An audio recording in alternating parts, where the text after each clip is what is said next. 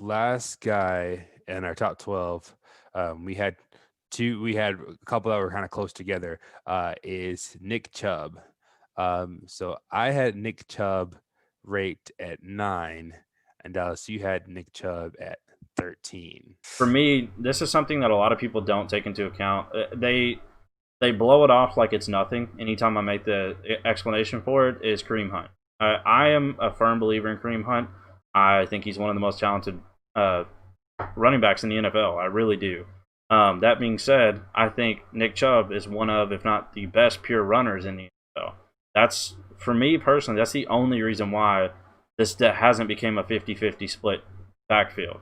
Because when you factor in all the other things that Kareem Hunt can do, in most cases, offensive coordinators side with that because when you send them out there, you don't know what you're doing. Whereas if you have a guy like Derrick Henry coming out there, yeah, you're probably handing him the ball. If he lines out to run for a route, nobody's even looking at him. Whereas guys like Kareem Hunt can come in, the defense actually has to stop and hesitate because they're trying to figure out, what are we going to do here? And the reason I'm explaining why I'm so big on Kareem Hunt is to kind of justify the lower ranking that I have on Chubb. So last year, before Kareem Hunt came off the suspension, Nick Chubb was the RB4. And he was insane, absolutely having a monstrosity of a year. From that point on, when Kareem Hunt came back, he dropped to the RB18, and Kareem Hunt was the RB27. So you can get Kareem Hunt 5-6 rounds later for next to nothing and still get a borderline RB2. I actually have him as an RB2 this year. And Nick Chubb still costs you a late first, early second round. And for me, the other guys that are there, I take over him every single time. Because I just don't see him getting that volume people are thinking. And this is another thing a lot of people don't take into account too. When Kareem Hunt was suspended, he wasn't allowed in the team's facilities. He wasn't there hanging out at practice, learning the playbook. He had the playbook, I'm sure, but he wasn't there seeing how it was implemented, what his role would be in it, and all of that.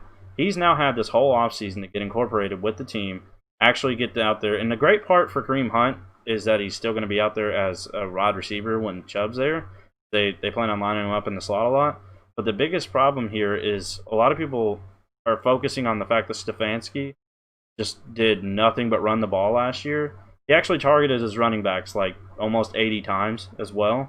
And I'm sorry, but Chubb's not going to be the one getting those targets. And because of that, there's also a significant percentage of the snaps where they have a pass-catching back out there.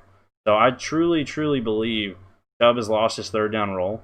And then the last thing I'm going to talk about with Chubb is people look at him as the better red zone running back. And I don't know how true that is either. Because he actually was, if you go back and look, was not efficient at the end zone at all. He was actually one of the worst when it comes to how many opportunities they had versus how many times they actually scored. He was not good at all. And that's something Kareem Hunt is actually really good at. And I think a lot of people are going to be really disappointed when they get down to the goal line and then all of a sudden they look and Kareem Hunt's actually the running back out there, not Nick Chubb. Now that could be offensive line issues, which have improved.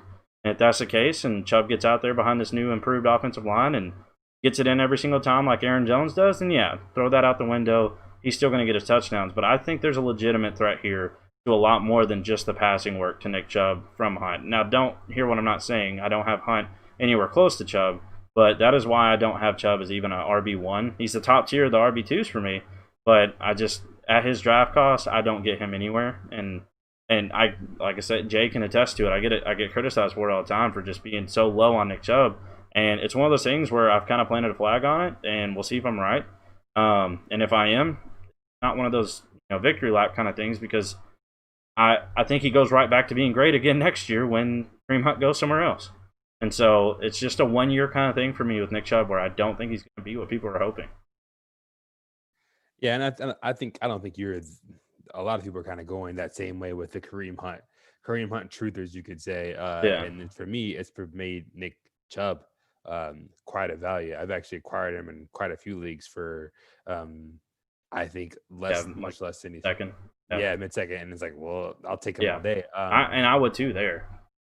And so I think that Kareem Hunt will impact his workload, but I just not sold on it being as impactful as people are taking it. Just because I mean they talked about having Kareem Hunt line up at wide receiver a little bit, and just doing more of this gadget type role, and we don't know necessarily what Hunt's role is going to be. And I think this is Baker Mayfield and Nick Chubb's team. And so I really think that they'll kind of establish that who's the alpha running back, and still utilize Hunt in some situations, and including some of the red zone. But I think overall, when you look at this identity of this team and bringing in Stefanski and just the sheer volume of rushing that they'll include, that I think Nick Chubb's kind of is really going to be productive. And maybe he doesn't do a lot of the third down work, but I think even though he wasn't great at it last year, he gets a lot of those red zone touches or the short yardage stuff that this year, and kind of be more of this bruiser role, and get the spells that from Hunt, almost in the Kamara, um, yeah, and almost in that kind of role. And I think that he can be more efficient than he was in the past, and also stay healthy throughout the season because he is kind of sharing that load. So I think he can still be a really efficient runner, even though he is sharing some of that work with Kareem Hunt. That's what I said. There's one factor that could make my take not necessarily irrelevant. It could still be correct, but I guess the word would be irrelevant. It could be correct and still not matter. Is if the volume does increase so much that they both get out and just get their own, and they just absolutely feast like the Kamara Ingram days.